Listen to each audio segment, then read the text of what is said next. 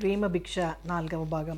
3వ భాగంలో తులసి హాస్పిటల్కి వెళ్ళిన తర్వాత అక్కడ వాతావరణం, అక్కడ మిగతా వాళ్ళని చూసిన తర్వాత తను తల్లి కావాలని నిశ్చయించుకుంటుంది. బిడ్డను ధైర్యంగా పెంచుకోవాలనుకుంటుంది. ఇంటికి వెళ్ళిపోతానని గొడవ చేస్తే డాక్టర్ సరేనంటుంది. కథ కొనసాగుతుంది. ఆఫీస్లో తల వంచుకొని లెక్కలు వేస్తున్నాడు కిరీటి. ఆచారి వర్మ ఏదో చర్చించుకుంటున్నారు. గడియారం టంగ్ టంగమని కొట్టింది. 10 గంటలు. ఉలిక్కిపడి చర్చ నిలిపేశారు. ఇవాళ కూడా వచ్చినట్టు లేదురా? అప్పుడే గుర్తొచ్చినట్లు అడిగాడు ఆచారి. ఏమో, మనకన్నా ముందే వచ్చిందేమో అన్నాడు సందేహంగా వర్మ.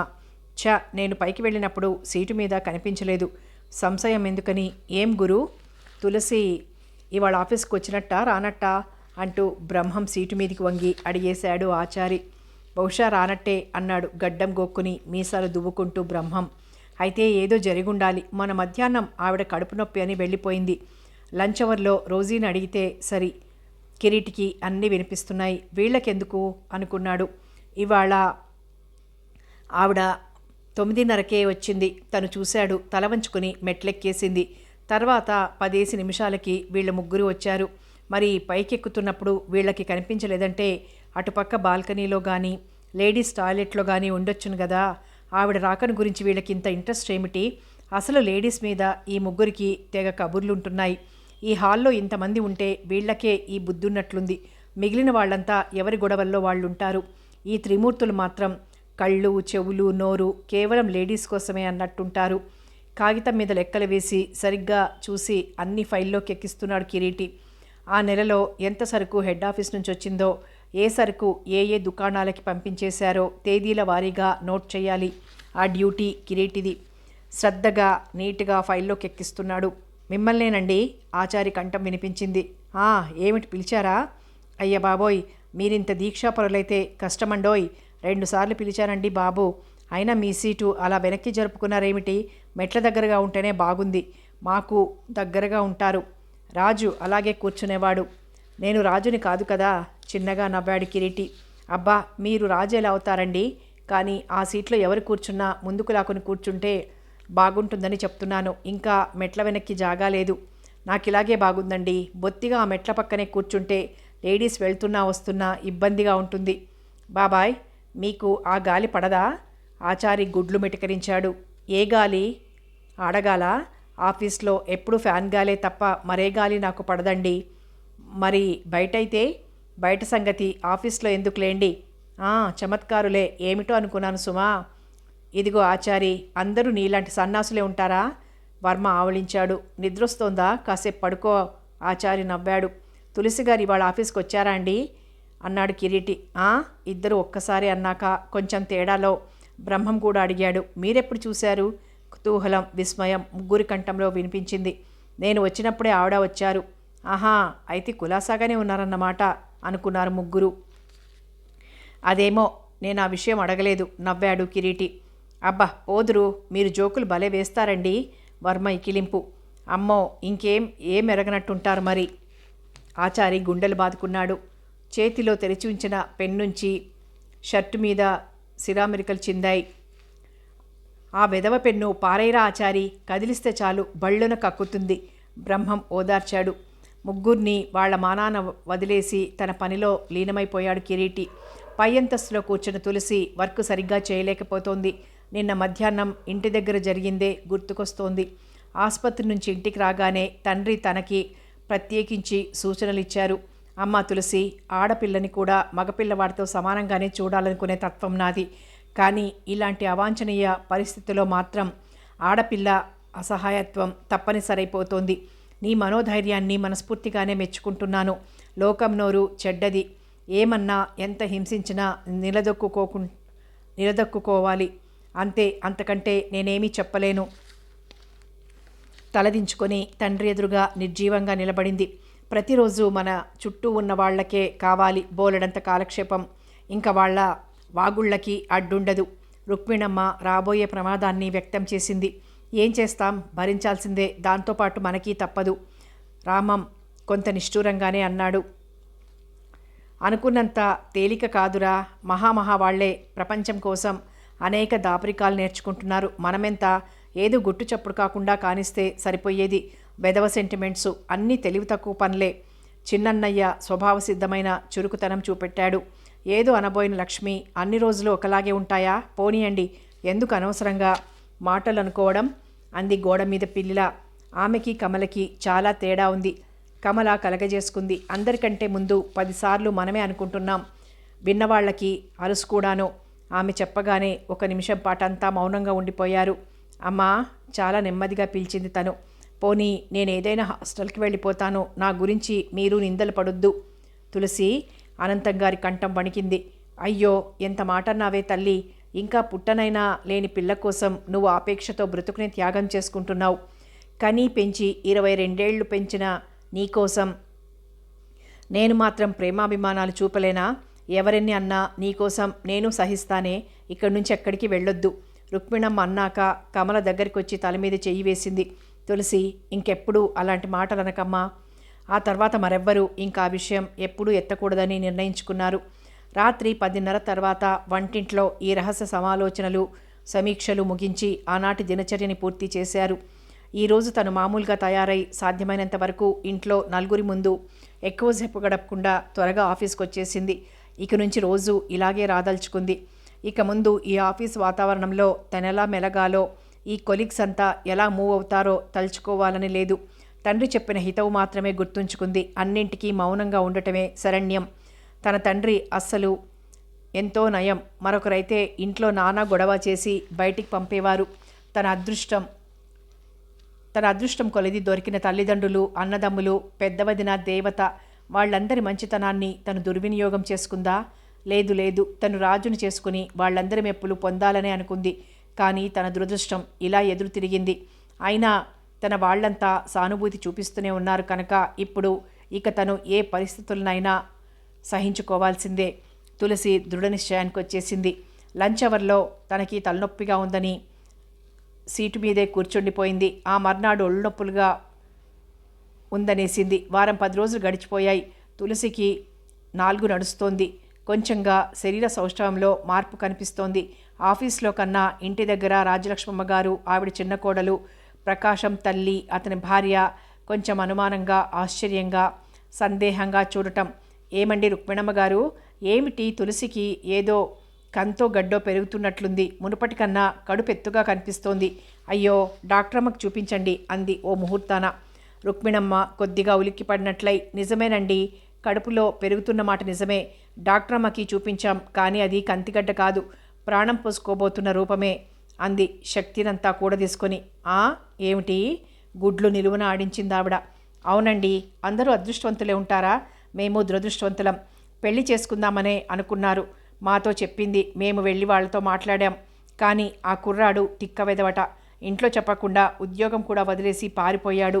కర్మ, పెళ్లికి ముందే తొందర పెట్టాడు. ఏం చేస్తుంది? ఇంకా పెళ్ళి అయిపోయినట్టే లెక్క. కాకపోతే ఆ అబ్బాయి తిరిగి వస్తే మేము అదృష్టవంతులమే. 1 నిమిషం తర్వాత తేరుకుంది రాజ్యలక్ష్మమ్మ గారు. అవురా, ఎంత విచిత్రం. ఇన్నాళ్ళు నేనింకా ఏ రోగమో అనుకున్నాను. ఈ మాయదారి రోగం అనుకోలేదు. రామరామ, బాగుందమ్మా, బాగుంది అంటూ గబగబా పంపు దగ్గర నీళ్ల బిందె చంకన వేసుకుని మళ్ళీ వెనక్కి తిరిగి చూడకుండా వాళ్ల వాటా వైపుకు వెళ్ళిపోయింది. రుక్మిణమ్మ అలాగే నిలబడిపోయింది. ఇక మొదలవుతాయి ఇంటి వాతావరణంలో గాలి దుమారాలు, పెను తుఫాన్లు అనుకుంది. మరో 15 గంటకి ప్రకాశం భార్య సత్యవతి పనిగట్టుకుని బాత్రూమ్ దగ్గరికి వచ్చి లక్ష్మిని ఆరా తీసింది. ఏమిటి, ఆ రాజలక్ష్మమ్మ గారు చెప్తున్నది నిజమేనా? అయ్యో, అదేమిటి, ఇంట్లో మీకెవరికీ తెలియదా? మీ అత్తగారు మీకు ముందుగా చెప్పిందా? మీరంతా ఎలా ఊరుకున్నారమ్మా? ఏమో, ఆ గొడవలన్నీ నన్ను అడక్కండి. ప్రస్తుతం చేసేదేమీ లేదు గనక భరించడమే. మా ఆడపడుచు కర్మకి మేము మాత్రం ఏం చేయగలం అంటూ లక్ష్మి గడుసుగా చెప్పేసి పని ఉన్నట్టు వెళ్ళిపోయింది. సత్యవతి బుగ్గలు నొక్కుని పెదవులు వంకర్లుగా తిప్పుకొని తులసి ఎక్కడైనా కనిపిస్తుందా ఓరచూపు విసురుదామని చూసి కనిపించకపోవడంతో విసవిస వెళ్ళిపోయింది. మరొక 10 నిమిషాలకి ప్రకాశం తల్లి సుబ్బలక్ష్మమ్మ నేరుగా కమల గది దగ్గర నుంచుని, కమల, నిజమేనా నేను విన్న సంగతి అని అడిగింది. ఏ సంగతి అండి పెద్దమ్మగారు? తొణక్కుండా అడిగింది కమల. అదే, మీ పెద్దాడపడుచు కడుపుతో ఉందట. గొంతులో గురగురలాడుతూ ఉంటే కళ్ళు పెద్దగా చేస్తూ అడిగింది. అదా, ఏమిటో అనుకున్నాను. మరే 4 నడుస్తోంది, చాలా మామూలుగానే అనేసింది. అయ్యో అయ్యో, నీ విడ్డూరం బంగారం కాను, ఎంత తేలిగ్గా అంటున్నావమ్మా. ముక్కు మీద వేలేసుకుంది. ఇందులో విడ్డూరం ఏముంది పెద్దమ్మగారు? స్త్రీ మాతృమూర్తి అవడం సహజమే కదా. కాకపోతే మా తులసి పెళ్లికి ముందే ఆ భారం వహించాల్సి వచ్చింది. పెళ్ళి అయ్యే వరకు ఆగలేని ఆ పెళ్లి కొడుకు ఆరాటపడ్డాడు. ఆ తర్వాత పెద్దాళ్లే చెప్పి పెట్టారో అతగాడే బుద్ధి మారిపోయిందో పత్తా లేకుండా పారిపోయాట. వాళ్ళింటికి వెళ్ళి వివరాలన్నీ చెప్పి మా వాళ్ళు అడిగారు. పాపం ఆ తల్లిదండ్రులు కూడా చాలా బాధపడుతున్నారు. ఆ మూడు ముళ్ళు పడిపోయి ఉంటే నిక్షేపంలాగా వాళ్ళింటికే తీసుకువెళ్ళేవారు. కానీ ఏది ఇంకా ఆ శుభకార్యం జరగలేదు. ముందు వెనకలు తారుమారయ్యాయి అంతే అని నవ్వింది. తెల్లబోయినట్టు చూసి తేరుకున్నాక, అయితే మీకు ముందే తెలుసా? నెల తప్పిన దగ్గర నుంచి తెలుసన్నమాట అని అడిగింది వ్యంగ్య ధోరణిలో. ఎలా తెలుస్తుంది? పాపం మా తులసి సిగ్గుపడింది. చెప్పనే లేదు. ఇదిగో మొన్న డాక్టరమ్మ చెప్పింది. కమల నిగ్రహంగా చెప్పింది. అతి సహజంగా చెప్తుంటే సుబ్బలక్ష్మమ్మ గారు తెరిచిన నోరు తెరిచినట్టే ఉండింది. మెల్లగా కదిలి వెళ్ళిపోయింది. తోటికోడలు తెలివితేటలకి పక్కగదిలో ఉన్న లక్ష్మి కొంత సంతోషించిన తులసిని అంత వెనకేసుకొని కాపాడటం నచ్చలేదు. అందుకే తన్నెవరైనా అడిగితే ఏమో బాబు నాకేం తెలియదు అనేస్తోంది. 4వ వాటాలో ఇల్లాలు అందరి వ్యాఖ్యానాలు వింటోంది. ఆ రోజు నుంచి ఇంటి వాతావరణంలో చాలా మార్పు వచ్చింది. రాజ్యలక్ష్మమ్మ గారు చిన్న కోడలు తగులాడుకోవడం తగ్గించేశారు. ప్రకాశం తల్లిని తిట్టడం మానేశాడు. వాళ్లకున్న సమయం అంతా తులసిని వాళ్ల కుటుంబ సభ్యుల్ని విమర్శించుకునేందుకే వినియోగించుకుంటున్నారు. తులసి కూడా చాలా చాలా మారిపోతోంది. ఎప్పుడో తెల్లవారుజామునే లేచి కాలకృత్యాలు తీర్చుకొని మేడ మీద తన గదిలో కూర్చుండిపోతుంది. కానీ ఎవరో ఒకరు పట్టుకొచ్చిస్తారు. తర్వాత 9ంటికి కిందికి వచ్చి భోజనం చేసి ఆఫీస్కి వెళ్ళిపోయేది. మళ్ళీ ఇంటికి వస్తే గబగబా బాత్రూమ్ దగ్గర కాళ్ళు చేతులు కడుక్కొని మేడ మీదకి వెళ్ళిపోయేది. ఆఫీస్లోనూ అంతే. టైం కన్నా ముందే వెళ్ళి సీటు మీద కూర్చొని మధ్యలో ఎక్కడికి వెళ్లకుండా మళ్ళీ సాయంత్రం ఇంటికి వచ్చేంత వరకు అలాగే ఉండి సరాసరి ఇంటికి వచ్చేయడం అలవాటు చేసుకుంది. మొదటి వారం 10 రోజుల్లో తులసి నాటకం చూసి బహుశా రాజు మీద దిగులు చేత మనసు పాడు చేసుకుంటోందని కొంత జాలిగా కొంత జోకులా నవ్వుకునేవారు తోటివారంతా. కానీ 6వ మాసం నడుస్తుంది అనేసరికి అందరికీ అనుమానం స్థిరపడిపోయింది. అంబిక అడిగేసింది, ఏమిటో ఈ తులసి, మా దగ్గర దాచాలనుకున్నావా? నేను ఇంకా ప్రేమ కలాపాలే అనుకున్నాను. కథ ఇంతవరకు నడిచిందన్నమాట. మరి అతను ఇప్పుడు ఎక్కడున్నాడో తెలుసా? తులసి మౌనంగా తెలియదన్నట్టు తల ఊపింది. మరి ఎలాగోయ్? తలుంచుకుంది తులసి. అంబిక ఓ క్షణం తులసి వైపు చూసి, తులసి ఎంత పిచ్చిదానివోయ్, చీర మడత విప్పి చూసి మనసు తొందర పెడితే కట్టేసుకున్నానని చెప్పినంత త్వరగా శరీరాన్ని కూడా తొందరపడి అర్పించేసుకున్నావా? కొన్ని పనులకు నిగ్రహం ఉండాలోయ్. బాధ్యత కలిగిన మనమే ఇంత చపలచిత్తంగా ప్రవర్తిస్తే మనకన్నా చిన్నవాళ్ళు ఇంకెలా ఉంటారు? ఈ ఆఫీస్లో అసలే కోతి వెధవలు 3 ఇక వాళ్ల ముందు ఎలా తలెత్తుకోగలవు? సుభద్ర పక్కనే ఉంది కానీ కిసకిస నవ్వలేదు. తన వైపు ఆర్ద్రంగా చూసి భారంగా నిట్టూర్చింది. ఆ సమయంలోనే రజనీ కూడా తులసి వైపు చూసింది. కానీ ఆ అమ్మాయి కళ్ళల్లో దయ జాలి లేవు. వాళ్ళింట్లో ఆడపిల్లంటే హద్దులు దాటకూడదనే తత్వం బాగా నాటుకుని ఉంది. వాళ్ళు అయ్యంగార్లు సాంప్రదాయంగా ఉంటూ నియమనిష్టలు పాటిస్తూనే వాళ్ళ అక్క చెల్లెళ్ళు అన్నదమ్ములు డిగ్రీలు పోస్ట్ గ్రాడ్యుయేషన్లు పూర్తి చేశారు. ఎట్టి పరిస్థితుల్లో వివాహానికి ముందు ఆడగాని మగగాని హద్దు మీరకూడదు అనే గట్టి విశ్వాసం గల కుటుంబంలో పిల్ల రజని. తులసిని ఆమె పరిస్థితి ఏమాత్రం క్షమించలేదు రజని. ఆ విషయం ఆ అమ్మాయి కళ్ళల్లో స్పష్టంగా తెలిసింది. తల నిండా పువ్వులు, నోటి నిండా తాంబూలం, కళ్ళ నిండుగా కాటుక, పాదాలపై దాకా పసుపు. అప్పుడే పూజామందిరం నుంచి బయటికి వచ్చి చూస్తున్న స్వరాజ్యం ఎప్పుడూ ఎవరిని పట్టించుకొని స్వరాజ్యం తులసి వైపు నిశితంగా పరీక్షగా చూసి ముఖం తిప్పేసుకుంది. చిత్రంగా ఆ రోజు నుంచి రజనీ స్వరాజ్యం ఆత్మీయంగా తిరగడం మాట్లాడుకోవడం మొదలుపెట్టారు. తులసి, వాట్, ఇంతవరకు వచ్చాక నువ్వెలా ఊరుకున్నావు అని అడిగింది రోజీ. ఏం చెయ్యను అన్నట్టు చూసింది తులసి. ఏమిటో అంత తెలివి తక్కువ. అతను రిజైన్ చేసి వెళ్ళిపోతుంటే నోరు మూసుకుంటావా? నా సంగతి ఏమిటని అడగొద్దు. పోనీ వాళ్ళింటికి నువ్వో మీ పెద్దలో వెళ్ళి తేల్చుకోవద్దు? ఉద్రేకంగా అడిగింది రోజీ. తేల్చుకున్నాం అంది నెమ్మదిగా. ఏమన్నారు? మ్యారేజ్ చేసుకుంటాడా? రోజీ ఆత్రంగా అడుగుతుంటే నిరాశగా తల అడ్డంగా ఊపింది. మరి నిన్ను ఇలా వదిలేస్తాడా? అసలు రాజు ఎక్కడికో పోయాట, వాళ్ళ ఇంట్లో కూడా తెలియదట. నాన్సెన్స్. వాళ్ళు చెప్తే మీరు నమ్మారా? కొడుకు ఘనకార్యం తెలుసుకున్నాక ఆ ముసలాడికి ఆదుర్దా పట్టుకుని ఉంటుంది. మీలో కట్నాలు కానుకలు కావాలి కదా, ఎక్కువ ఇస్తారని ఎవరైనా ఆశ చూపారేమో. దురాశపరుడు. అందున రాజుకు బుద్ధి లేదా? తండ్రిని ఎదిరించలేనివాడు నీకు ఆశలు పెంచడమెందుకు? పిరికి సన్యాసి. ఏమైనా సరే మీరంతా తెలివి తక్కువ వాళ్లే. మాకైతే బాధే లేదు. హాయిగా రిజిస్టర్ మ్యారేజీ చేసేసుకుంటాం. అసలు మీరింతకాలం ఆగటం ఎందుకు? ఎప్పుడో మీరిద్దరూ రిజిస్టర్ మ్యారేజీ చేసుకోవాల్సింది. కానీ అతనికేవో బాధ్యతలు. తులసి మాట పూర్తి చేయలేక ఆగిపోయింది. అదే బరువులు, బాధ్యతలు, కట్నాలు, కానుకలు అన్నీ మెడకి చుట్టుకుంటాయి. ఇవన్నీ ఎందుకు? ఒకరి జీవితాల కోసం మరొకరి జీవితాలు బలిపెట్టడం. చిచి, ఐ డోంట్ లైక్ ఇట్. ఇప్పుడు చూడు, నిన్నిలా గాలికి వదిలేసి వెళ్ళిపోయాడు. రోజీ చెప్తున్నంతసేపు తలవంచుకునే కూర్చుంది తులసి. చాలాసేపు రాజుని, అతని తండ్రిని తిట్టి తులసి అమాయకత్వాన్ని నిరసించింది. తర్వాత మెల్లగా తులసి భుజం మీద చెయ్యి వేసి, తులసి, ఏమనుకోకు, నీకు జరిగిన అన్యాయానికి ఫీల్ అయి కోపగిస్తున్నాను అంతే అన్నది. ఆ తర్వాత వెనక్కి తిరిగి, సుభద్ర అండ్ అంబిక, ఇక నుంచి మన స్టాఫ్లో ఎవరు తులసి పట్ల నిరాదరణ, నిర్దయ చూపకూడదు. గుర్తుంచుకోండి. ఈ తప్పుకు ఆమె కారణం కాదు కదా. భాగస్థుడైన రాజు దొంగచాటుగా పారిపోతే నిస్సహాయురాలైన తులసి పెళ్లి కాని ఒక ఆడపిల్ల నలుగురి అవమానాలు తట్టుకొని నిలబడదలుచుకుంది. మనం ఈ సమయంలో సాటి మనిషిగా ఆదరించాల్సింది. తులసి తనకు పుట్టబోయే బిడ్డకి ఏ విధమైన అత్యాచారం చేయకుండా గర్భవతిగానే ఉండదలుచుకుంది. ఆమె ఆత్మస్థైర్యాన్ని, పవిత్ర హృదయాన్ని మనం మెచ్చుకోవాలి. గుర్తుంచుకుంటాడు కదూ?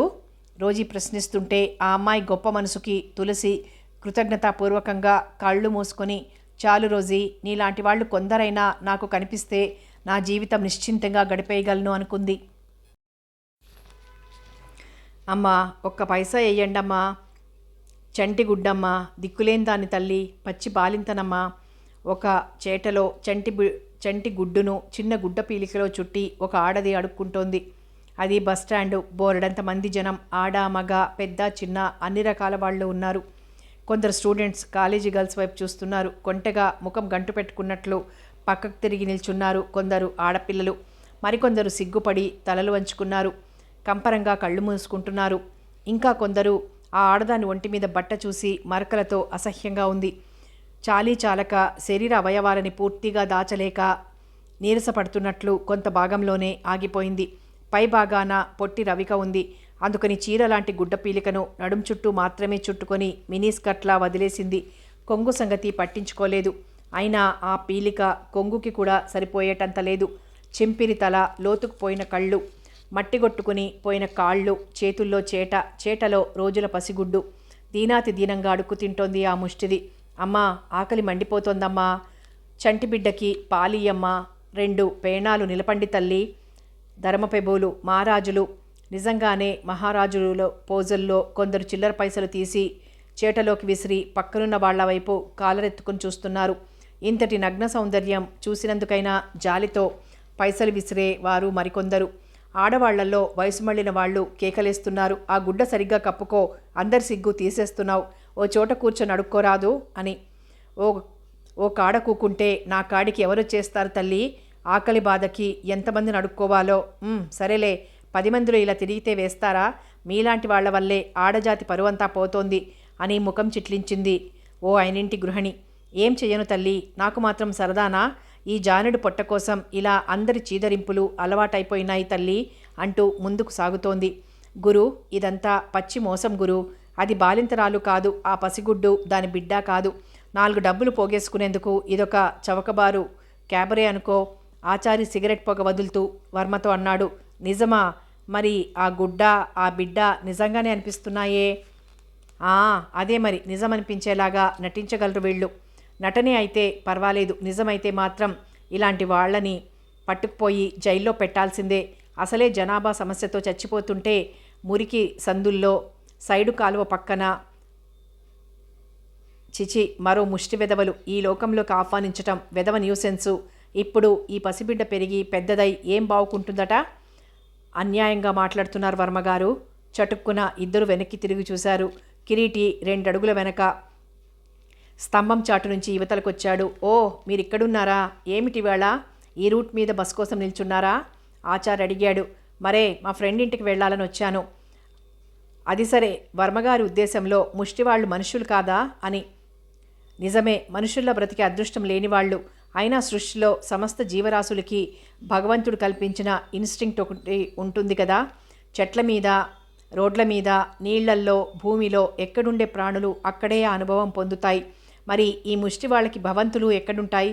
అందుకని మీరు ఇప్పుడు ఉపయోగించారే ఆ స్థలాలే శరణ్యం. ఇక సంతతి అంటారా? మన నాగరికత వాళ్ళ దాకా పాకలేదు. సభ్య సమాజానికి అందుబాటులో ఉన్న సాధనాలు వాళ్ళకెలా ఉంటాయి? బాబోయ్, కిరీటి గారు మనకి ఎక్స్పార్టీ అయిపోతున్నారు. గురు, ముష్టివాళ్ళని వెనకేసుకొస్తున్నారు. ఆచారి అరవబోతుంటే, ఊరుకోండి, అందరూ ఇటే చూస్తున్నారు. నేనెవ్వరినీ వెనక ముందలు వేసుకోవడం లేదు, ఫ్యాక్ట్ చెప్తున్నాను అన్నాడు కొద్దిగా కోపంతో కిరీటి. ఒప్పుకున్నామండి, మీతో కలిసిపోతున్నాను. వర్మగారు ఏదో అనేశాడు కానీ మీరు చెప్పిందే కరెక్ట్. పాపం వాళ్ళు మాత్రం మనుషులు కారు. ఆ తర్వాత నాగరికత తెలుసున్న వాళ్ళు మాత్రం ఏమంత గుట్టుగా ఏడుస్తున్నారు. ఫర్ ఎగ్జాంపుల్, మన ఆఫీస్లో తులసిని చూడండి, ఎంత సిగ్గుచేటో. ఆ రాజుగాడు ఎటో ఉడాయించాడు. ఈవిడ మాత్రం బొత్తిగా మొండికేసి బరితెగించిన ఆడదానిలా ఆఫీస్కి వస్తూనే ఉంది. బాబోయ్, ఇలాంటి కేసు నేనెప్పుడూ ఎరగనండి.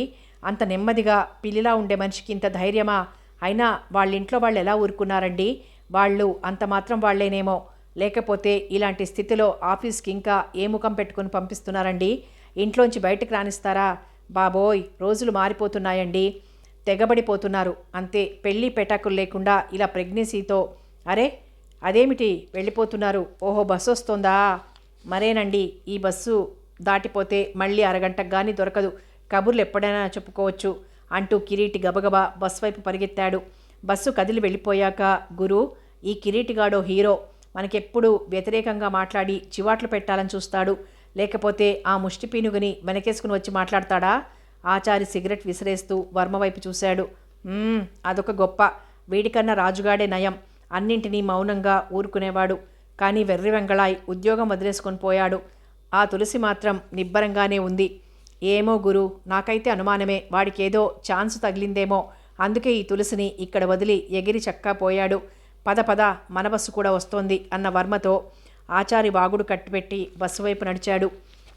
ఫ్రెండ్ని కలుసుకుని మాట్లాడలేక హోటల్లో భోజనం చేసి రూమ్కి చేరుకున్నాడు కిరీటి. ప్యాంట్ మార్చుకున్నాడు. రూమ్ ముందర ఉన్న ఖాళీ స్థలంలో కుర్చీ వేసుకొని కూర్చున్నాడు. రూమ్లో ఉన్న లైట్ కాంతి బయటికి పడుతోంది. జేబులో ఉన్న ఉత్తరం తీశాడు. ఇంటి దగ్గర నుంచి అన్నగారు రాసిందది. త్వరగా జవాబు రాయమంటాడు. ఏమిటో రాయాలని లేదు, ఏ ఆలోచన లేదు. కొన్నాళ్ళిలా హాయిగా ఒంటరిగా బ్రతికెయ్యాలనిపిస్తోంది. చేతిలో ఉత్తరం మడత విప్పి చూశాడు. 2 సార్లు చదివిందే అయినా అనాలోచితంగా మళ్ళీ అక్షరాన్ని పలకరిస్తూ చూపులు ముందుకు సాగించాడు. ఒరే కిరీటి, నీకు ఉద్యోగం దొరికిందని తెలిసి చాలా సంతోషించాం. ముఖ్యంగా వదిన మరీ అనుకో. ప్రస్తుతం హోటల్లో భోజనం చేస్తున్నావనుకుంటాను. నీకు సరిపడిందా? ఆరోగ్యం ఎలా ఉంది? అయినా ఎన్నాళ్ళని తింటావు? బ్రహ్మచారి ముదిరినా బెండకాయ ముదిరినా అన్నట్టుగా 25 ఏళ్ళు ఎప్పుడో దాటిపోయాయి నీకు. ఇంకా ఎన్నాళ్ళు అలా ఉంటావు? నాన్న అమ్మ ఉంటే ఇంతకాలం నిన్ను బ్రహ్మచారిగా ఉండనిచ్చేవారా? ఆ మాటే మీ వదిన నా దగ్గర పదే పదే అంటూ నన్ను ఎత్తిపడుస్తోంది. అన్నగారి వైపు నుండి నీ వివాహ విషయం పట్టించుకోవటం లేదట. ఇక తను ఊరుకోదట. అందుకని సంబంధాలు చూస్తోంది. త్వరలో నిన్ను ఒకింటివాణ్ణి చెయ్యాలని మహా తాపత్రయపడుతోంది. నిజమేరా కిరీటి, పెద్దవాళ్ళం మేం చూడకపోతే ఎవరు చూస్తారు? త్వరలో పిల్లని చూడటానికి రావాల్సి ఉంటుంది. నీ ఆరోగ్యం జాగ్రత్త. ఇట్లు అన్నయ్య. మడత పెట్టాడు ఉత్తరం. పెద్దవాళ్ళు, అవును, వయస్సులోనే అంతే. ఇంతకాలం ఈ పెద్దరికం ఎక్కడికి పోయింది? నేను గుర్తులేనా? ఇన్నాళ్ళకి నా చదువు ఓ దారికి తెచ్చుకొని బ్రతుకు తెరువుకి ఓ ఉద్యోగం సంపాదించుకున్నాక హఠాత్తుగా నా అడ్రస్తో సహా గుర్తుకొచ్చాను. స్వజనం కూడా ఇంత స్వార్థంతో ఉంటారన్న మాట. నా చదువు సంధ్యలు, స్వంత ఖర్చులు అన్నీ నా స్వశక్తి మీదనే సాధించుకునేందుకు వస్తే ఇప్పుడు సంపాదన ఉంది గనక నా మంచి చెడ్డలు వాళ్ళు చూస్తారు. అవును మరి, వదిన వైపు చుట్టాల్లో చాలామంది కన్యలున్నారు. పెద్దరికం వహిస్తే చాలా లాభాలున్నాయి. నవ్వుకున్నాడు కిరీటి. ఏం మనుష్యులు! తెలివితేటలు వాళ్ళ సొంతం అనుకుంటారు. వాళ్ళకు ఆత్మవిమర్శ ఉండదా? అయినా నా పెళ్ళికి వాళ్ళు పిల్లని చూడటం ఎందుకు? నేను చూసుకోలేనా? కుర్చీలో వెనక్కి వాలి కూర్చున్నాడు. లైటు కళ్ళల్లో పడుతున్నట్లయింది. కుర్చీ కాస్త చీకట్లోకి జరుపుకొని కూర్చున్నాడు. వీధిలో మాదా కబళం వాడెవడో అరుస్తున్నాడు. ఉండరా అబ్బి, ఎవరో ధర్మం చేయడానికి ఆగమంటున్నారు. ఉన్నా తల్లి, ధర్మాత్ములు చల్లగా బతకండి తల్లి, వాడు దీవించేస్తున్నాడు. కిరీటికి సాయంత్రం బస్టాండ్లో ముష్టిది గుర్తుకొచ్చింది. దాన్ని గురించి ఆచారి, వర్మ ఎంత తేలిగ్గా నీచంగా తిట్టుకున్నారో. ముష్టిదే కావచ్చును, కానీ ఆడదాన్ని అంత హీనంగా ఆడిపోసుకునేందుకు వీళ్ళకేం హక్కుంది? ఒక్క పైసా ఇవ్వకపోగా సభ్యతాహీనంగా తూలనాడుకోవడం ఎందుకు? తులసిగారిని కూడా అంతలా విమర్శించుకోవడం భావ్యమా? ఆ రాజు ఎవరో తను చూడలేదు, కానీ ఉట్టి చేతగాని వెదవై ఉండాలి. లేకపోతే ఇంత తెలివి తక్కువగా ప్రవర్తించి ఆమెను వదిలి పారిపోతాడా? నిజంగా తులసిగారు ఎంత నిగ్రహంగా సహనంగా ఆ ఆఫీస్లో ఆచారి లాంటి శుంఠ వెదవల మధ్య జాబ్ చేయగలుగుతున్నారు. మరో స్త్రీ అయితే ఈ పాటికి నుయ్యో గొయ్యో ఏ అఘాయిత్యమో చేసుకునేది. అంత ధైర్యం లేకపోతే ఏ ఆసుపత్రికో వెళ్ళేది. అప్రయత్నంగా తార, రామం గుర్తొచ్చారు మళ్ళీ. దిక్కుమాలిన చావులు, ఆర్తనాదాలు, దీనాలాపలను మర్చిపోదామనుకున్న మరపురావు. కాలిపోయిన మచ్చల్లా, విరిగిపోయిన శిల్పాల్లా, శిథిలమైన చరిత్ర స్థలాల్లా వాళ్ళ జీవితాలు గుర్తొస్తూనే ఉంటాయి. కాలం వేసిన కాటుకి రాలిపోలేదు. సమాజపు విషపు కోరలకి బలి అయిపోయారు. అందుకే మళ్ళీ మళ్ళీ గుర్తుకొస్తారు. గుర్తుకొచ్చినప్పుడల్లా మా కోసం ఒక కన్నీటి చుక్క రాల్చండి అన్నట్లు గుండె లోతుల్లో నుంచి సన్నని ఆవేదన పొగల్లా వ్యాపిస్తుంది. కిరీటి కళ్ళు మూసుకున్నాడు. సన్నగా మెల్లగా మొదలైన ఆవేదన గతం తాలూకు ఛాయారూపాలు పరిచి చూపించింది. హలో కిరీటి, ఏమిట్రా, ఏమిటిలా వచ్చావు? ఓ నువ్వా రామం, బాగున్నావా? నేను మేస్టార్ని రైలు ఎక్కించాలని వచ్చాను. వారేదో పని మీద గుంటూరు వెళ్తున్నారు. నువ్వేమిటి, ఊరికి వెళ్తున్నావా? కాదులే, నీలాగే మా ఫ్రెండ్కి సెండ్ ఆఫ్ ఇద్దామని వచ్చాను. సరే గాని ఏమిటి సంగతులు? నువ్వు మీ అన్నయ్య దగ్గర ఉండటం లేదా? లేదురా, గత 2-3 సంవత్సరాల నుంచి నేను మేస్టార్ దగ్గరే ఉంటున్నాను. భోజనానికి మాత్రం ఇంటికి వెళ్తాను. అదేమిట్రా, నీ ఇంట్లో ఉండటానికి మొహమాటం ఎందుకు? మొహమాటం కాదులే, ఇష్టం లేక. మనసులు కలవనప్పుడు మనుష్యులు కలిసి ఉండడం ఎందుకురా? ఏదో లోకం కోసం 4 మెతుకులు కంచంలో పెట్టేసి పక్కకు తప్పుకుంటుంది వదిన. అంటనట్టు పొడిపొడిగా 4 మాటలు మాట్లాడి వెళ్ళిపోతాడు అన్నయ్య. పౌరుషం ఉన్నవాడెవడైనా అక్కడ ఉండలేడు. తప్పనిసరై ఆ భోజనం మాత్రం అక్కడే చేయాల్సి వస్తుంది.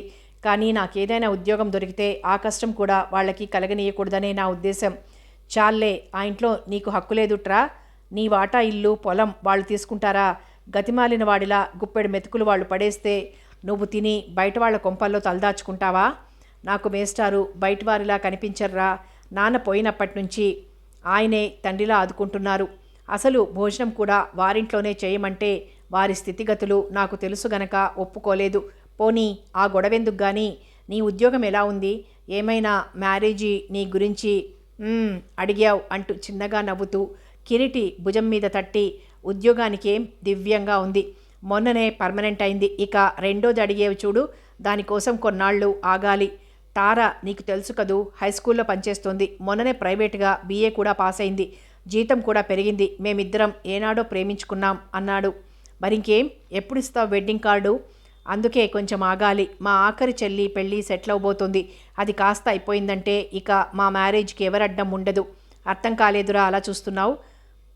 తార రంగా నాయుడి కూతురు. మా ఇంటి కోడలవటానికి అమ్మ నాన్న ఒప్పుకోరు. అయినా మేము ఎవరిని లెక్క చేయదలుచుకోలేదు. ఒక చెల్లి పెళ్లికి మాత్రం అడ్డు కాకూడదని, మా పెళ్లి వలన ఆ చెల్లిని వాళ్ళు తిరస్కరిస్తారేమోనని ఆగాను. 2-3 నెలల్లో మా చెల్లి పెళ్ళై అత్తారింటికి వెళ్ళిపోతుంది. అప్పుడు నీకు మా మ్యారేజ్ ఇన్విటేషన్ అందుతుంది. కంగ్రాచ్యులేషన్స్ రా. మరి మీ వాళ్ళకి తెలుసునా?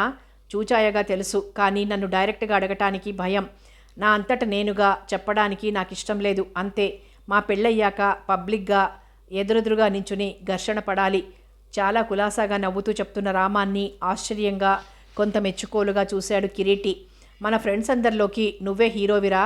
తొందరగానే గవర్నమెంట్ జాబ్ దొరికింది. ప్రేమించి కొంత ఆదర్శంగా కూడా పెళ్లాడబోతున్నావు. మరోసారి నిన్ను అభినందిస్తున్నాను. ఏడ్చావు, నువ్వు మాత్రం ఎందుకు తగ్గాలి? ఎటు స్వతంత్రంగానే బ్రతుకుతున్నావు. ఏదైనా జాబ్ దొరికితే ఆ తర్వాత నీకు నచ్చిన అమ్మాయిని చూసి ప్రేమించు, ఆ తర్వాత పెళ్లాడేయి. ఆ చెప్తున్న ధోరణికి కిరీటికి నవ్వొచ్చింది. ఏమిట్రా, నేను ప్రేమిస్తే సరిపోతుందా? వన్ వే ట్రాఫిక్ ప్రేమ ఫలించదు సరికదా. చివాట్లు చెప్పుదెబ్బల్లాంటివి భరించాల్సి వస్తుందేమో. ఓరి నీ ఇల్లు బంగారం కాను. నువ్వు లవ్ చేస్తున్నట్లు తెలిస్తే ఆ పిల్ల ఎగిరి గంతేసి వస్తుందిరా నీ దగ్గరికి. నీ పర్సనాలిటీ అలాంటిది. నీకేం తెలుసు? నేను రామలక్ష్మిని గనకైతే నిన్నే ప్రేమించేవాడిని. ఇద్దరు చాలా హాయిగా నవ్వేసుకుని దగ్గరలో ఉన్న హోటల్లో టిఫిన్ కాఫీలు తీసుకున్నారు. ఆ బిల్లు రామమే ఇచ్చాడు. మెయిన్ బజార్ నుంచి పెట్రోల్ బంక్ వరకు ఎన్నెన్నో సంగతులు మాట్లాడుకుంటూ అక్కడ ఇద్దరు ఆగి గుడ్ ఈవినింగ్ చెప్పుకుని విడిపోయారు. అప్పుడు తిన్న టిఫిన్ వల్ల ఆకలి వేయక ఆ రాత్రి ఇంటికి వెళ్ళి నాకు భోజనం అక్కర్లేదని చెప్పి వచ్చేశాడు కిరీటి. ఆ రోజు ఎంతో హాయిగా ఒళ్ళు తెలియనంత సుఖంగా నిద్ర పట్టేసింది కిరీటికి. తెల్లవారుతూనే మేస్టార్కి ఆఖరబ్బాయి 15 ఏళ్ల శంకరం కిరీటిని ఆదుర్దాగా లేపి, చాలా ఘోరం జరిగిందండి. రాత్రి ఆ తారా టీచర్ రామం గారు ఆత్మహత్య చేసుకున్నారట. తారా టీచర్ గదిలో 2 శవాలు ఉన్నాయట. అందరూ చూస్తున్నారు అన్నాడు. ఆ అంటూ దిగ్గున లేచి కూర్చుని, ఏమిటి నువ్వు అంటున్నది? ఎవరి సంగతి శంకరం అని అడిగాడు కిరీటి. అదేనండి, మీ ఫ్రెండ్ రామం గారు, మా స్కూల్లో తారా టీచర్. రాత్రి ఆవిడ గదిలో కాల్చుకుని చచ్చిపోయారండి. పాలమనిషి ఇప్పుడు వచ్చి వెళ్ళింది. జనం తీర్థంలా వచ్చి చూస్తున్నారట. నేను వెళ్తానంటే అమ్మ వద్దంటోంది. మీరు చూసొస్తారా? ఇక శంకరం మాటలు వినిపించుకోలేదు కిరీటి. లుంగీ బనియంతో చెప్పులు తొడుక్కుని బయటికి పరిగెత్తు ఉంటే వెనక నుంచి శంకరం తువాలు తెచ్చి భుజం మీద పడేశాడు. కిరీటి తారా వాళ్ల ఇల్లు చేరేసరికి గేట్లో జనం నిండిపోయి ఉన్నారు. వాళ్ల మధ్య నుంచి అతి కష్టం మీద పోయి చోటు చేసుకుంటూ గది గుమ్మం వరకు వెళ్ళాడు. రంగనాయుడు భార్య ఊళ్ళో లేరు. గది గుమ్మం దగ్గర ఏడుస్తున్నారు మిగిలిన పిల్లలు. పక్కనే రామం తల్లి తండ్రి తోబుట్టువులు దుఃఖిస్తున్నారు. కిరీటి మెల్లగా గుమ్మంలో నుంచి తొంగి చూశాడు. గుండె చెదిరిపోయింది. తారకి రామానికి మధ్య 2-3 అడుగుల దూరం కన్నా లేదు. అడ్డదిడ్డంగా పడి ఉన్న ఆ శవాలు కాలి భయంకరంగా ఉన్నాయి. బట్టలు కాలిపోవడం వలన ఒంటి మీద ఆచ్ఛాదన లేకుండా అర్ధనగ్నంగా ఉన్నాయి. పైన రెండింటి మీద 2 గుడ్డలు కప్పినట్టు, అవి సరిగ్గా కప్పలేక పైనుంచి విసిరేసినట్టు కనిపిస్తున్నాయి. మాంసం కాలిన చోట ఎర్రగా, జుట్టంతా కాలిపోయి ఆకారాలు తెలియనంత ఘోరంగా ఉన్నాయి. గదంతా నల్లగా పొగచూరి అక్కడున్న వస్తువులు మసిబారి వాతావరణం బీభత్సంగా ఉంది. మరింక చూడలేక ముఖం తిప్పుకొని ఎలాగో బయటకొచ్చాడు కిరీటి. ఎవరిని ఏమని అడగాలో అర్థంగాక అయోమయంగా నిలబడిపోయాడు. వాళ్ళందరూ తలొక రకంగా అనుకుంటున్నారు. మరీ దారుణంగా అలా చచ్చిపోవాలా? వాళ్ళ తండ్రి ఒప్పుకోడటండి. ఆ చెల్లిని పెళ్ళయ్యేదాకా ఆగుదాం అన్నాడట. మరి పోనీ ఆ పనే చెయ్యొచ్చును కదా. సరేలేండి అన్నవాడు నిగ్రహంగా ఆగలేకపోయాడండి బాబూ. అలాగా, అదన్నమాట సంగతి. పక్క నుంచి ఎవరో ముందుకొచ్చి గుసగుసగా చెప్పారు. అయ్యో, మీకింకా తెలియదు. స్కూల్లో అందరికీ తెలుసును. ఆ పిల్లకి గర్భిణి అని తెలిసి పెళ్లి వాయిదా వేస్తే ఎలాగండి? ఏం చేస్తాడండి? అవతల చెల్లి పెళ్లివారు తికమక పెడుతున్నారట. ఆ శుభకార్యం కాస్త పూర్తి అయిపోతే మనం పెళ్లి చేసుకుందామన్నట్ట. చాలేండి, నలుగురిలో ఆ పిల్ల పరువు పోవడం లేదు. రాత్రి పెద్దగా వాదించుకున్నారట. మిగిలిన పిల్లలకి వినిపించిందట. సమయానికి తల్లి తండ్రి కూడా ఊళ్ళో లేరు. చిన్నపిల్లలు వీళ్ళేం చేయగలరు? అయినా తలుపులు వేసుకున్నారా? అవునట. అయినా మనకెందుకండి బాబు. కిరీటి ముందుకు కదిలి వెళ్తే వేప చెట్టు కింద 4 మెల్లగా చెప్పుకుంటున్నారు. ఆడపిల్ల కదా, ఆ అమ్మాయికి ముందే బుద్ధి ఉండకూడదు. స్కూల్లో అంతా నవ్వరంటే నవ్వరు. అయినా ఇంతకు ముందొకసారి కూడా నవ్వడం మాట అలా ఉంచండి. అది గవర్నమెంట్ ఉద్యోగం కదా. స్కూల్ పేరు చెడిపోతే ఏ హెడ్ మాస్టరు ఊరుకోగలడు? అసలు ఉద్యోగమే పోతుందండి బాబు. ఆ భయంతో ఇలా చేసిందేమో. ఊరుకోండి. ఇప్పుడు మనం ఏం చెప్పుకున్నా మనం సాక్ష్యం ఇవ్వాల్సి వస్తుంది. నిజమేనండోయ్, పోదాం పదండి.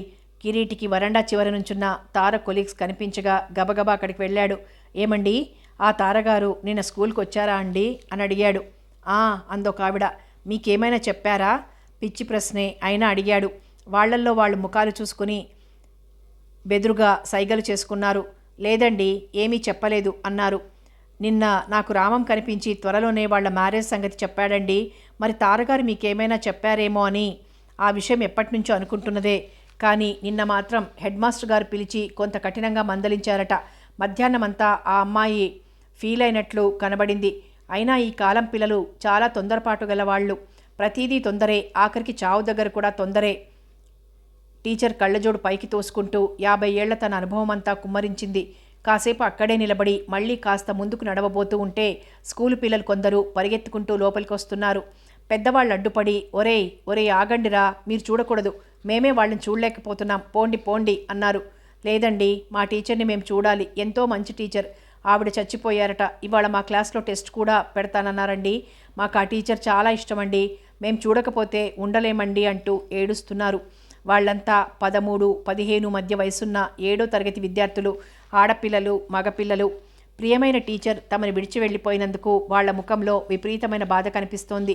పెద్దవాళ్ల విమర్శలతో కానీ నిందలతో కానీ వాళ్ళకేం సంబంధం లేదు. ఆవిడకున్న మంచి మనసు మాత్రమే వాళ్ళని ఏడ్పిస్తోంది. పెద్దవాళ్ళు ఎంతో నచ్చజెప్పి వాళ్ళని గేటు బయటికి పంపిస్తున్నారు. అయినా వీళ్ళకి మరో దారి దొరకలేదా? చావడం కూడా ఇంత భయంకరంగా చావాలా? పెద్దవాళ్లకే భయంగా ఉంది. ఏ నిద్రమాత్రలో కరెంట్ షాకో ఉపయోగించుకోకపోయారా? అబ్బా ఘోరమండి బాబు అన్నారెవరో. చావు కూడా రాసిపెట్టిన పద్ధతిలోనే వస్తుందటండి. సుఖమైన చావుకి కూడా నోచిపెట్టాలి. ఎంత పాపం చేసుకోకపోతే అంత ఘాతకమైన చావు చేస్తారు మరొకరు తీర్మానించారు. చావుతో కూడా రామం తారా పాపాత్ములే అన్నట్టుగా కిరీటి గంపెడు బరువుతో తన శరీరం తనే కదుపుకోలేనంత భారంగా మనసును అదుపులో పెట్టుకోలేక సతమతమవుతూ ఎలాగో ఇంటికొచ్చాడు. మేస్టారి భార్య అడిగితే ఏదోలా చెప్పేసి మంచం మీద వాలిపోయాడు. అక్కడందరి వాక్యాలు, తీర్మానాలు, విమర్శలు విన్నాక వాటన్నింటినీ సమీక్షించుకొని ఓ రూపంలోకి తెచ్చుకున్నాడు. బహుశా నిన్న స్కూల్లో హెడ్ మాస్టర్ తారని పిలిచి ఆమె వ్యక్తిగత ప్రవర్తన బాగులేదని, బాధ్యత గల ఉద్యోగినిగా ఆమె తగదని, స్కూల్కి చెడ్డ పేరు వస్తుంది గనక పదవి నుంచి తొలగించవలసి వస్తుందని నీ సంజాయిషి ఏమిటని నిలదీసి ఉంటాడు. పాపం ఏం చెప్పగలదు? అవమానంతో తలెత్తలేకపోయి ఉంటుంది. రాత్రి రామానికి కబురు పంపించి ఉంటుంది. ఇంట్లో తల్లి తండ్రి లేరు గనక గట్టిగా వాదించి నిష్ఠూరంగా మాట్లాడి ఉంటుంది. రామం కూడా ఎప్పట్లాగే నచ్చ చెప్పబోయి ఉంటాడు. ఇంతకు ముందు కూడా ఏదో జరిగి ఉంటుంది. అలాగే ఈసారి కూడా. రామం ఎందుకిలా ప్రవర్తించుంటాడు? మనోవికారాన్ని తట్టుకోలేనంత బలహీనుడా? తార పౌరుషంగా బుసగొట్టినట్టు తిరస్కరించిందేమో. తమ పెళ్లి ముందు జరిగిపోవాలని, లేకపోతే నలుగురిలో సిగ్గుచేటుగా ఉండటమేగాక ఉద్యోగం కూడా పోవచ్చునని చెప్పుంటుంది. ఇద్దరు ఎవరి ఉద్దేశాల్లో వాళ్ళు వాదించి ఉంటారు. ఆ ఉద్రేకంలో కిరసనాయిల్ డబ్బా మీద వంపేసుకుని అగ్గిపుల్లా గీసేసుకుంది కాబోలు. అంత పనిచేస్తుందా? ఊరికే బెదిరించటమే కాబోలు అనుకున్న రామం ఎదురుగా మంటల్లో జ్వాలాముఖిలా కనిపిస్తున్న తారని చూసేసరికి అదిరిపోయి ఆర్పబోయి ఆమె వాదించేసరికి తను కూడా అంటించేసుకునుంటాడు. ఆ ఆత్మహత్యా ప్రయత్నంలో అగ్నిబాధను భరిస్తూ కనీసం అరవకుండా పూర్తిగా దగ్ధమయ్యే వరకు, ప్రాణవాయువు అనంతవాయువుల్లో లీనమయ్యే వరకు వాళ్ల జీవాత్మలు ఎంత నరకయాతన అనుభవించాయో తమని తామే క్రూరంగా శిక్షించుకుని పవిత్ర ఆత్మల్ని పరలోకంలో ఐక్యం చేసుకున్నారు. ఇప్పుడు అంతా చూడటానికి వస్తున్నారు. ఎందుకు? కాలిపోయిన శరీరాల్ని ఇంకా ఏం కాలుస్తారు? నల్లగా కమిలిపోయిన వంకాయల్లా కాగిన శరీరాకృతుల్ని ఇంకా నిందించాలని చూస్తున్నారా? ఇప్పుడు పరువు మర్యాదలు, మంచి చెడ్డలు ఎవరివి వాళ్ళకి దక్కాయా? చచ్చాక కూడా గుప్పెడు ప్రేమాభిమానాలకు నోచుకొని ఈ దురదృష్టవంతుల జీవితాలు ఏనాటి శాపాలో. ఇద్దరికీ ఉద్యోగాలున్నాయి, ప్రేమించుకున్నారు, మంచి మనసు గలవాళ్ళు, 25 ఏళ్లలోపు యువతీ యువకులు. వాళ్ల బ్రతుకులు ఎంతో ఆనందంగా గడిచిపోవలసిన మాట. కానీ అర్ధాంతరంగా పరిస్థితులకి ఆహుతైపోయారు. న్యాయశాస్త్రంలో ఈ దౌర్భాగ్యుల పట్ల జాలి చూపే ప్రయత్నం లేదా? వాళ్ళని ఆ స్థితికి గురి చేసిన సంఘాన్ని శిక్షించాల్సిన అవసరం లేదా? కిరీటికి మాటిమాటికి ఆ శవాల రూపులే గుర్తొచ్చేయటం. నిన్న మధ్యాహ్నం తనతో కలిసి తిరిగి నవ్వి తనకి టిఫిన్ పెట్టించిన రామం ఎంతలో దూరమైపోయాడు అనుకుని దుఃఖించాడు. ఆ రోజు భోజనం చేయలేదు కిరీటి. పోలీస్ ఎంక్వైరీ, పంచనామా లాంటి కార్యక్రమాలన్నీ ముగించి సాయంత్రం కాలిపోయిన శవాల్ని మళ్ళీ కోసి ముద్దగట్టి తల్లిదండ్రులకు అప్పగించారు. కిరీటి ఆ శ్మశానంలో రామం కోసం ఆఖరుసారిగా 2 కన్నీటి చుక్కలు రాల్చి ఇంటికొచ్చాడు. రాత్రికి కొద్దిగా జ్వరం తగిలింది. మాస్టారి భార్య పాలిస్తే తాగి పడుకున్నాడు. మర్నాడంతా లేవలేకపోతే శంకరం వెళ్ళి కిరీటి అన్నయ్యకి చెప్పాడు. అతనొచ్చి ఇంటికొచ్చి పడుకో, పరాయింట్లో ఎందుకు అని కేకలు వేస్తే నాకు ఆ ఇల్లు సొంతమే గాని మనుషులు పరాయి వాళ్లే, ఇక్కడ ఇల్లు పరాయిదే గాని మనుషులు సొంతం అన్నాడు. అన్నగారు కోపంతో విసురుగా వెళ్ళిపోయాడు. తర్వాత శంకరం డాక్టర్ని తీసుకుని వచ్చి చూపించాడు. 3వ నాడు జానకీరామ్ మాస్టర్ వచ్చారు. జరిగిన సంగతులన్నీ భార్య చెప్పింది. కిరీటి అన్నీ వింటూనే ఉన్నాడు మగత నిద్రలో. తారా, ఎంత పనిచేసావు తల్లి. నా స్టూడెంట్స్ అందరిలోకి నిన్నెక్కువగా అభిమానించేవాణ్ణి. నేను రిటైర్ అయ్యాక నువ్వు ఆ స్కూల్లో టీచర్ అయ్యావని తెలిసి సంతోషించాను. కానీ ఇప్పుడు విచారిస్తున్నానమ్మా. నేను గనుక ఆ స్కూల్లోనే పనిచేస్తూ ఉంటే నీకు మనోధైర్యాన్ని సూచించేవాణ్ణి, భవితవ్యాన్ని ఇలాంటి దుర్మరణం పాలు కాకుండా రక్షించేవాడిని. పిచ్చి తల్లి, నిష్కారణంగా నిన్ను, నీతో పాటు రామాన్ని కూడా అంతమందించేలా చేసుకున్నావు. మంచివాళ్ళెప్పుడూ ఎక్కువ కాలం జీవించరన్న సత్యం మరోసారి రుజువు చేశావన్నమాట. మాస్టారు అలా అనకండి అన్నాడు కిరీటి గబాల్న. బాబు నువ్వు మేల్కునే ఉన్నావా? మంచివాళ్ళు 10 కాలాల పాటు జీవించి ఉండాలి నిజమే, లేకపోతే ఈ భూమి మీద ఇంకేం మిగులుతుంది? చూడు కిరీటి, మనసు కృంగిపోతే మనిషేం చెయ్యలేడు. చూసిందంతా పదే పదే మననం చేసుకుని ప్రయోజనం లేదు. మొన్నటి బాధ నిన్న ఉండదు, నిన్నటిది ఇవాళకి మిగలదు, ఇవాళ్ళున్నది రేపుండదు. కాలం అన్నింటినీ కొట్టుకుంటూ పోతుంది. కానీ చూసిన బాధ నుంచి నేర్చుకోవాల్సి ఉంటుంది. నేర్చుకున్న దాని నుండి ఆచరణయోగ్యమైన దానిని బ్రతుకులో వినియోగించుకోవాలి. అది మానవుడి ముఖ్య కర్తవ్యం. బాబు ఎలా ఉంది అంటూ మంచం మీద కూర్చుని ఆప్యాయంగా పాలభాగం స్పృశించారు. ఆ స్పర్శలో గల ఆత్మీయతకి కిరీటి హాయిగా కళ్ళు మూసుకున్నాడు. జ్వరం తగ్గినట్లయింది. నాకు వేరే మందులు అక్కర్లేదు మాస్టారు, ఈ చెయ్యి ఇలా ఉంచుకుంటే చాలు అన్నాడు పరవశంగా. మాస్టారు చిన్నగా నవ్వితే కళ్ళు తెరిచి చూశాడు. నాయనా కిరీటి, ఈ అనుభవాన్నెప్పుడు మర్చిపోకు. ఆత్మీయత, అభిమానం, ఆదరణ అన్ని ప్రేమకి నిర్వచనాలు. ఎదుటి మనిషికి ప్రేమ పంచి ఇవ్వగలగడం మానవతికి నిదర్శనం. అన్నార్తుడికి గుప్పెడు మెతుకులు వేసి ఆకలి బాధ తీరిస్తే పుణ్యం. వస్త్రదానం చేసి తోటి మనిషిని ఆదరిస్తే పుణ్యమే. కానీ ఏ దారి లేక ఎవరి ఆదరణకి నోచుకొని దీనులయ్యడా ఆర్తితో నీ ప్రేమను వాళ్ళకి ఇయ్యగలిగితే అది మహనీయత్వం. నీలాంటి యువకులు ముందడుగు వేసి యథాశక్తి మానవతను సార్థకం చేసుకుంటే కొంతవరకైనా దేశంలో గల అన్యాయాలు, స్వార్థాలు, దౌర్జన్యాలు తగ్గి సౌభాగ్యం, సౌశీల్యత పెంపొందుతాయి. న్యాయశాస్త్రాలు, రక్షక భటులు, జైలు గోడలు ఇవన్నీ మనిషి జీవితాన్ని మార్చలేవు. ఒకే ఒక్క శక్తి ఉంది, అదే ప్రేమ.